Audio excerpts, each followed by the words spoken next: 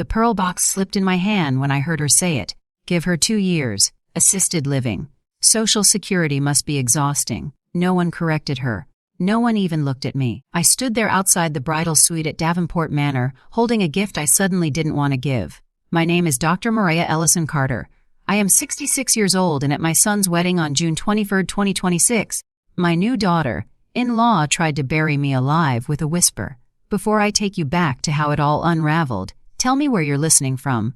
And if you've ever felt small inside your own family, I think this story will sit with you. You can stay with me by hitting like and subscribe, not because this is entertainment, but because some silences deserve witnesses. What happened after that whisper didn't explode right away. It unfolded slowly.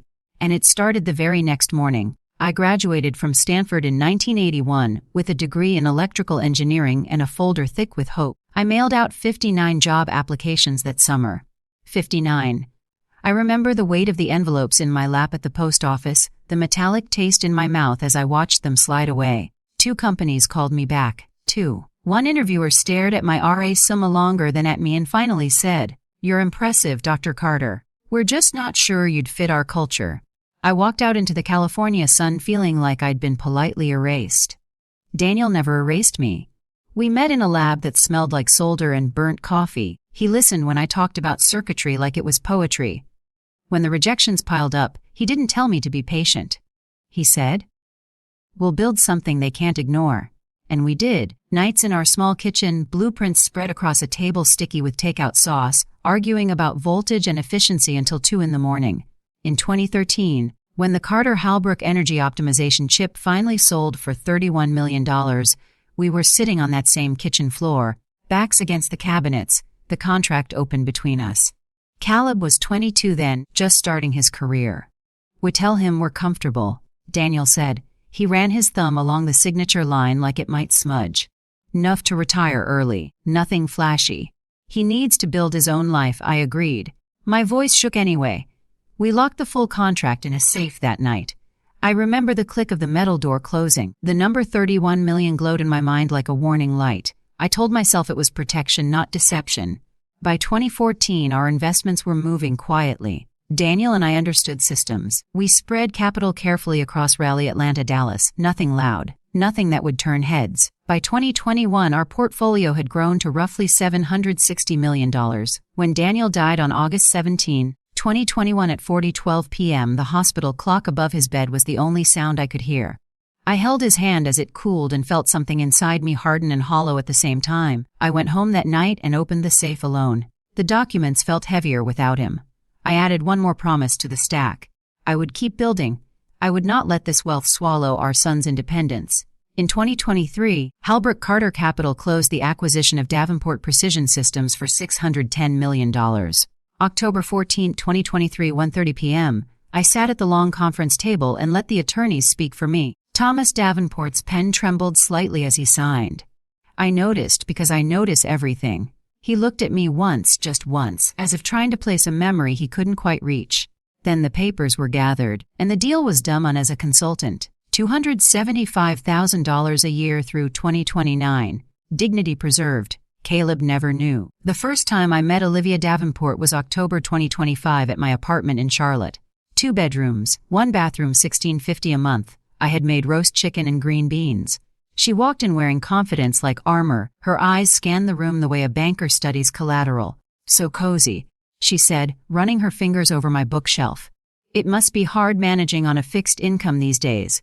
"I manage," I replied. She asked about my retirement plans, my health care, whether I'd considered downsizing.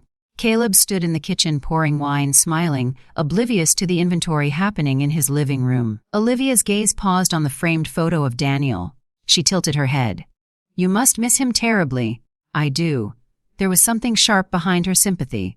I felt it like a paper cut. At Easter dinner in 2026 at Davenport Manor, Evelyn Davenport placed her napkin delicately on her lap and said, "Inflation has been dreadful for those living on Social Security. How are you holding up?" "Mariah," her smile was polished silver. "I've always been careful," I said. Thomas barely met my eyes that evening. Once I caught him watching me from across the table, brow furrowed. The chandelier light glinted off his cufflinks. He opened his mouth as if to speak, then thought better of it. The rehearsal dinner sealed something colder.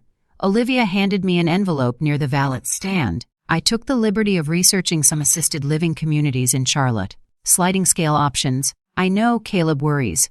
Inside were glossy brochures. Smiling gray-haired couples playing shuffleboard. I held the stack steady even though my fingers tingled. That's thoughtful, I said. She had seated me at a table near the back of the room that night.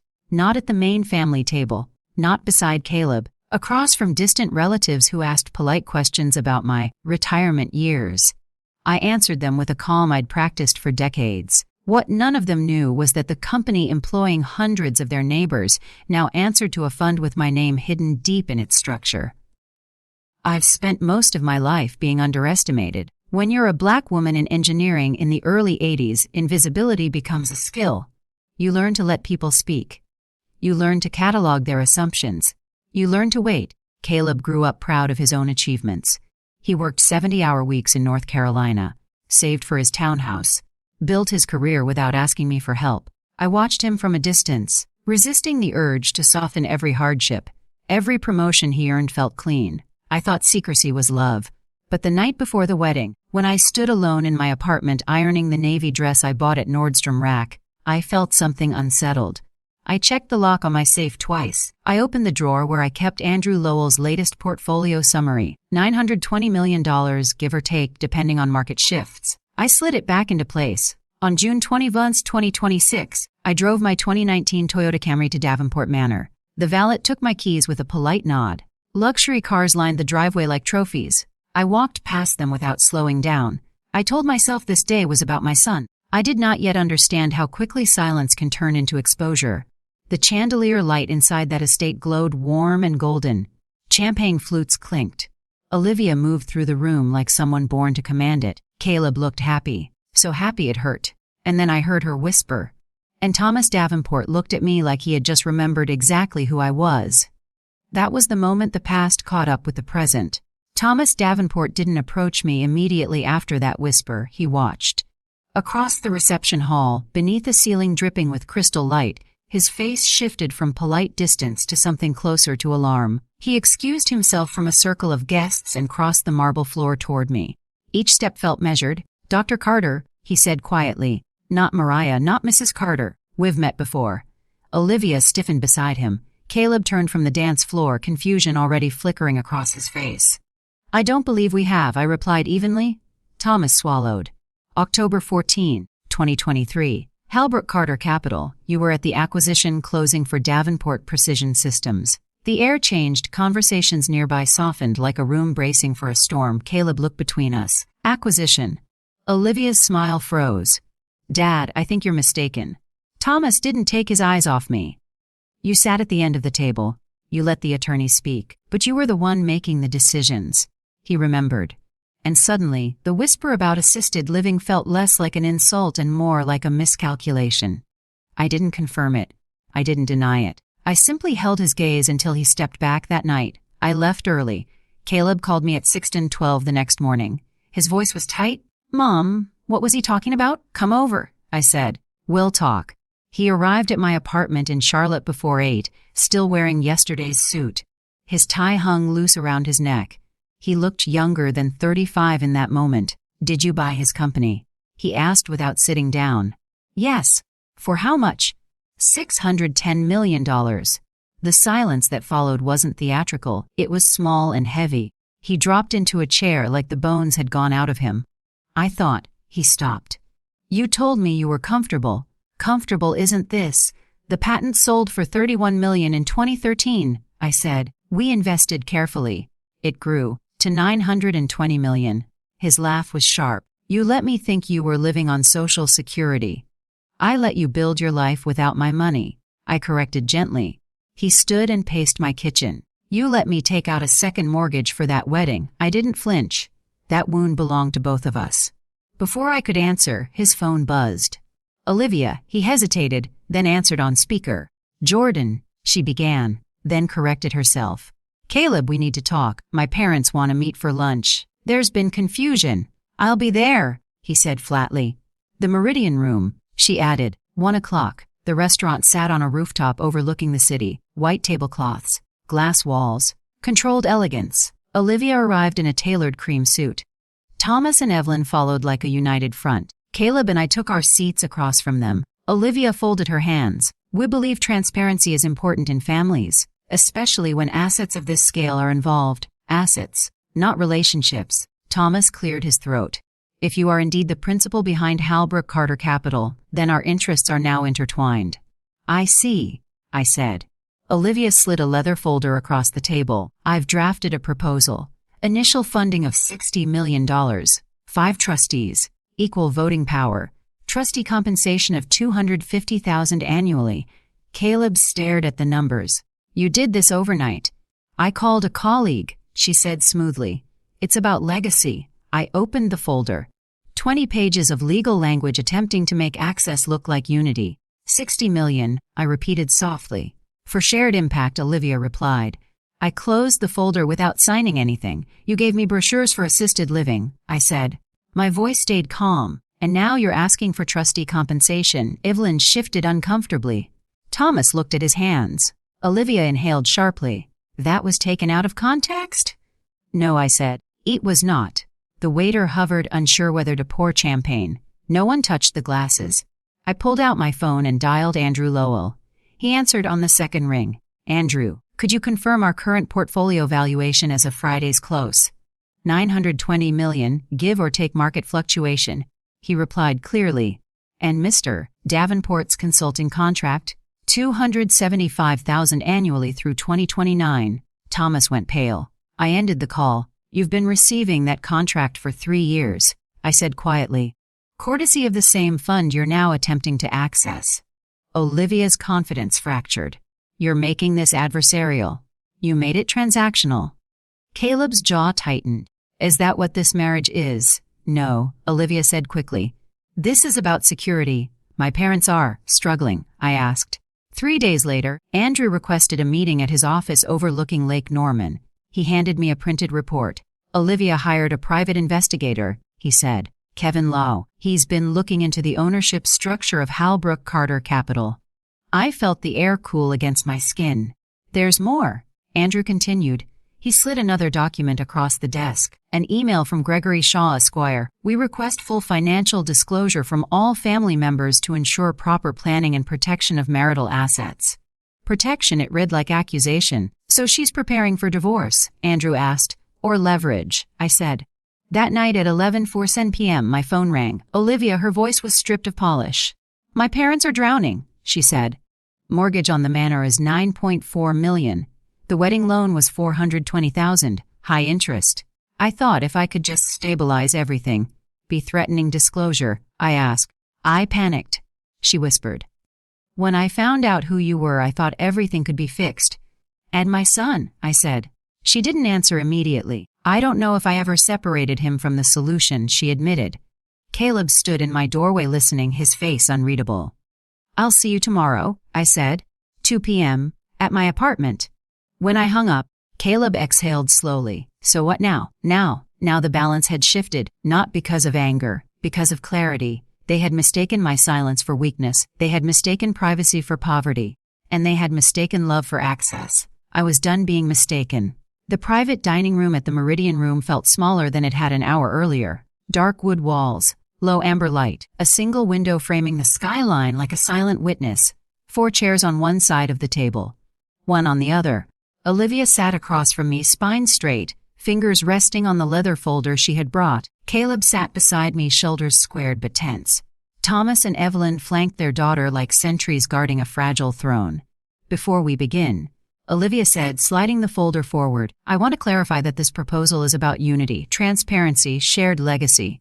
Her voice was steady, rehearsed. I opened the folder slowly. $60 million, 5 equal trustees, $250,000 annually per trustee. Language about stewardship and vision and long-term alignment. Words that tried to soften control into collaboration. You prepared this in less than 12 hours, I said. I called a colleague from Colombia, she replied. When circumstances change, responsible families adapt. Responsible families. I closed the folder and placed my palm flat over it. Do responsible families whisper about assisted living during wedding receptions? I asked quietly. The air tightened. Olivia's eyes flickered. That comment was misinterpreted. It was accurate, I said, word for word. Caleb inhaled sharply. Thomas cleared his throat. Let's not derail this with what? I asked. Memory. Evelyn's fingers trembled against her champagne flute. Olivia leaned forward. My family is facing financial strain.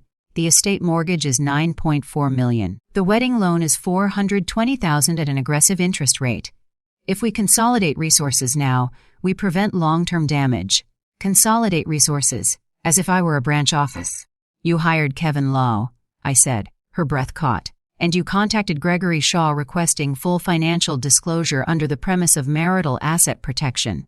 Thomas turned toward her, stunned. Olivia, I was protecting us, she snapped, then softened. I was protecting Caleb. Caleb's voice cut in low and controlled. From what? Silence. I reached into my purse and took out a single sheet of paper. Andrew Lowell's portfolio summary. Friday close. $920 million. I set it on the table. Then I placed a second document beside it. The consulting agreement. $275,000 annually through 2029. Thomas Davenport's signature at the bottom. You've been receiving this for 3 years, I said, looking at Thomas. A contract extended to preserve your transition after the sale. A sale you're now attempting to leverage. Thomas's face drained of color. He started, then stopped. Yes, I said. Olivia stared at the numbers on the page, as if they might rearrange themselves into something smaller. This isn't about leverage, she insisted, but her voice had thinned. It's about stability. For whom? I asked. For my family? And what about mine? Caleb pushed his chair back slightly. The sound scraped across the hardwood floor like a warning. You didn't marry my mother's portfolio, he said. You married me. Olivia looked at him, panic flashing behind her composure. I love you. Do you? He asked.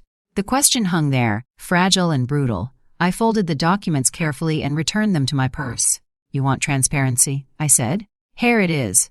I will not fund a foundation built on contempt. I will not pay trustee fees to people who believed I belonged in assisted living. And I will not allow legal intimidation to become a wedding gift. No one spoke. The waiter knocked softly, unsure whether to enter. No one answered. Thomas finally whispered, We misjudged you? Yes, I said. Olivia's hands trembled against the table. If you refuse this, everything collapses. I held her gaze. Then perhaps everything built on the wrong assumptions should. For the first time since this began, her confidence vanished completely. Not anger, not entitlement. Fear. Caleb stood up. We're leaving, he said. I remained seated for one more second, letting the silence settle fully into the room. Then I rose, smoothing the front of my navy dress. No raised voice, no dramatic gesture, just the quiet withdrawal of permission. As we stepped out of that private room, I didn't feel victorious. I felt resolved, because the real decision wasn't about $60 million. It was about who would define the terms of my family's future. And for the first time that week, it was no longer them.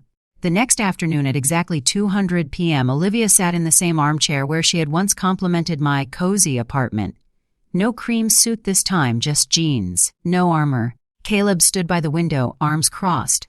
I placed 2 envelopes on the coffee table between us. This is not a negotiation, I said.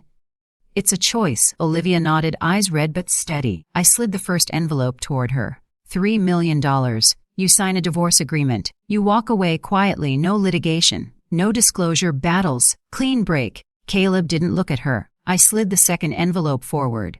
Vice President of Operations at Davenport Precision Systems, $120,000 salary. You report to Carla Mendez. 90-day review. If you fail, you're out. No second chances. And you and Caleb commit to 6 months of therapy. The room was silent except for the hum of my refrigerator. You'd let me work there, she whispered. I don't let adults do anything, I replied. You earn it, or you don't. She looked at the first envelope. Then the second. My parents. This isn't about your parents. Caleb's voice was calm but firm. This is about who you are when money isn't the answer. Olivia closed her eyes briefly. When she opened them, something had shifted. Not pride, not strategy, determination. She reached for the employment contract. I'll take the job, she said. I nodded once. Then you start Monday. Caleb exhaled slowly, as if he'd been holding his breath for days. There's one more thing, I added. The email from Gregory Shaw stays on my desk. If I see another attempt at legal pressure, The 3 million disappears. Permanently. Olivia swallowed. Understood. After she left, Caleb lingered by the door. You're not forgiving her? He said. No, I answered.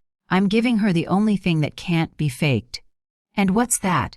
A chance to prove she doesn't need my money. He studied me for a moment, then nodded. Outside, my Camry sat in its usual spot, unremarkable, reliable, waiting just like me. 6 months later, Carla Mendez called me personally. She earned it, she said.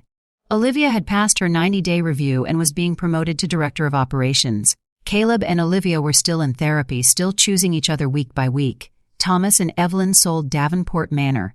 They moved into something smaller, quieter. I still drive my Camry. I still live simply. But I am no longer invisible. If this story stirred something in you, tell me where you're listening from and what you would have done in my place.